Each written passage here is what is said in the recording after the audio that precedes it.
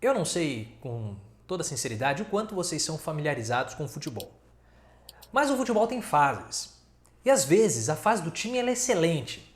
O atacante chuta a bola do meio de campo, bate no morrinho artilheiro e engana o goleiro, é gol do seu time. A bola bate na trave e entra. O adversário chega tabelando na cara do gol sem goleiro, chuta a bola pra fora. Então, assim, tem épocas que dá tudo certo pro seu time. Mas quando a chave muda, e do meu time tem dado muito errado, quando a fase é ruim, aí é ruim de verdade. Jogador expulso no primeiro tempo, a bola bate na trave, não entra, você massacra, não faz o gol, aí o outro time dá um ataque, a bola bate, desvia, entra, seu time perde, fica na zona do rebaixamento. E eu falo isso por experiência própria, porque meu time está bem complicado nos últimos anos, mas isso aí é outro assunto. Mas por que eu estou falando isso? Porque a fase do Bolsonaro é uma fase ruim, mas muito ruim mesmo. O presidente ele está sendo pressionado de todas as formas, inclusive agora pelo Centrão, que começou a ameaçá-lo de processo de impeachment, porque a escolha do novo ministro da Saúde, o Queiroga, foi uma escolha unilateral do Bolsonaro. O Centrão preferia a Ludmilla, a doutora Ludmilla, e não o Queiroga, enfim. E aí o que acontece? Recentemente, o caso Coaf estava praticamente liquidado. Porque graças à bênção de Frederic Wassef, ou Fred Wassef, o anjo de cabelos misteriosamente negros, que entrou novamente no caso, o STJ havia praticamente anulado tudo o que já havia sido investigado sobre o Flávio até o momento. E toda a investigação voltaria para a estaca zero.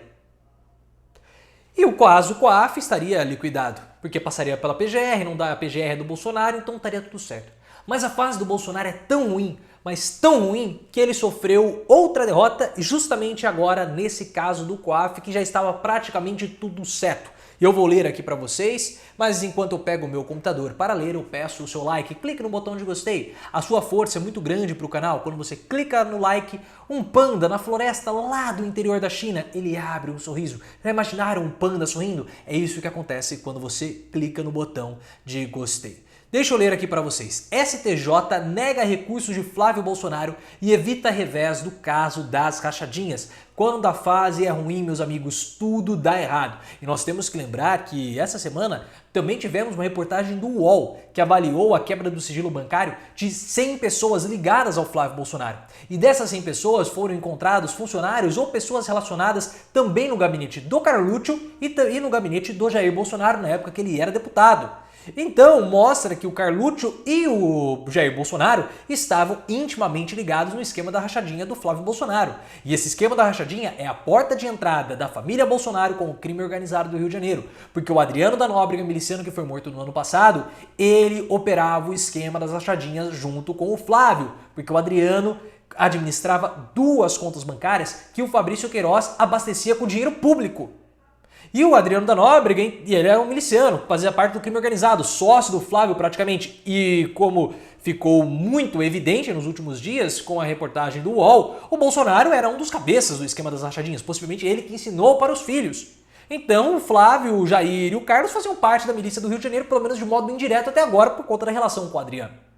É uma situação cabeluda, o Bolsonaro está desesperado, até mandou o Carluccio ir atrás do Felipe Neto, né? O Pitbull foi lá dando rosnada no Felipe Neto, porque chamou o Bolsonaro de genocida, uma papagaiada toda para distrair toda a atenção, porque o momento está muito difícil. Fora isso, ainda tem o Lula pressionando o Bolsonaro em 2022, o Bolsonaro está perdido, e esse caso do Coaf volta à tona mais uma vez.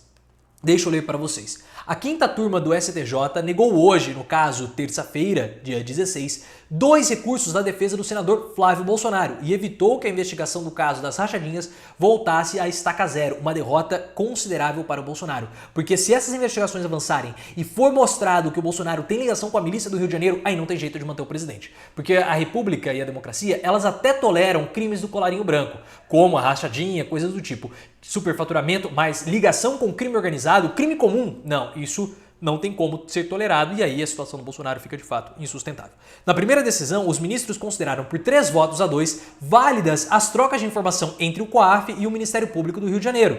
A maioria da quinta turma também rejeitou um segundo recurso da defesa do senador que pedia a declaração de nulidade das decisões da primeira instância no caso das rachadinhas.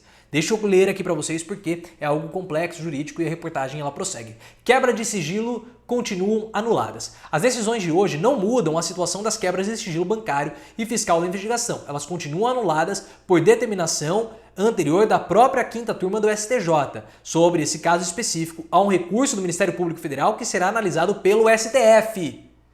E é por isso que o Bolsonaro está muito quietinho com relação ao STF.